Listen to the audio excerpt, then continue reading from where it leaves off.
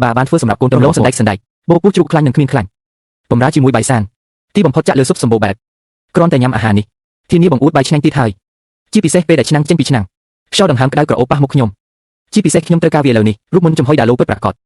វាគ្រាន់តែជាការផ្ទុះបងប្រុសឈៀងសាច់អាំងពីភាគទី8នៃភាពយន្តរដូវក្តៅ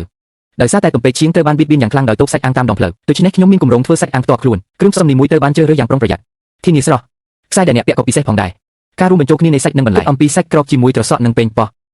គ្រាន់តែជាទេពកោសល្យមើលសាច់កុហិរហើយបញ្ចេញប្រេងនៅលើភ្លើងធ្យូងបងប្រុសរបស់ខ្ញុំឈៀងមកពីគ្រួសារអ្នកហូបចុក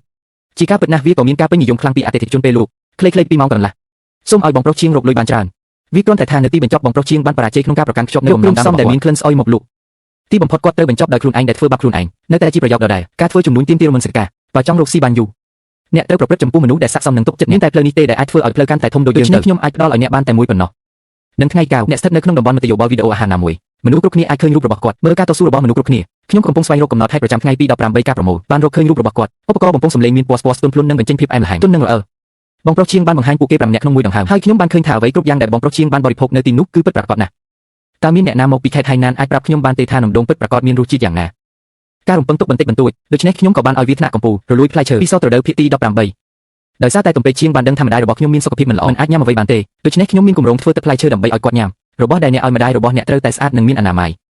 យកស្នូលលាបនិងកាត់ជាបំណែកអាសនៈដ៏ធំមួយបានត្រៀមរួចរាល់នីមួយត្រូវបានរុំដោយទឹកឃ្មុំផ្អែម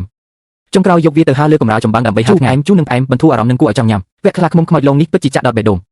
ពន្លឺរឹងមាំភាពស្មោះត្រង់សេចក្តីល្អក៏មានការដឹងគុណរបស់បាសីទូចផងដែរវាធ្វើឲ្យទឹកភ្នែកខ្ញុំហូរចេញពីជ្រុងមាត់របស់ខ្ញុំត្រូវតែផ្ដល់ឲ្យកម្ពុជាទឹកខ្មេះចាស់សតរដូវចម្ពោះ49ដោយសារតែទំពេកឈៀងចង់ញ៉ាំទឹកខ្មេះចាស់ដែលផលិតដោយម្ដាយរបស់គាត់ប៉ុន្តែខ្ញុំមិនចង់រំខានម៉ាក់ទេដូច្នេះខ្ញុំមានគម្រោងធ្វើវាដោយខ្លួនឯងបានចាក់អង្ករចូលពេញពីងពុកស្រាទំពាំងបាយជូរពនីតពីផ្សារភ្ជាប់សូមប្រើពួយដើម្បីរក្សាកម្ដៅបន្ទាប់ពី7:49ថ្ងៃក្លិនឈ្ងុយគឺក្រាស់ហើយក្លិនក្រអូបត្រជាក់ខ្លាំង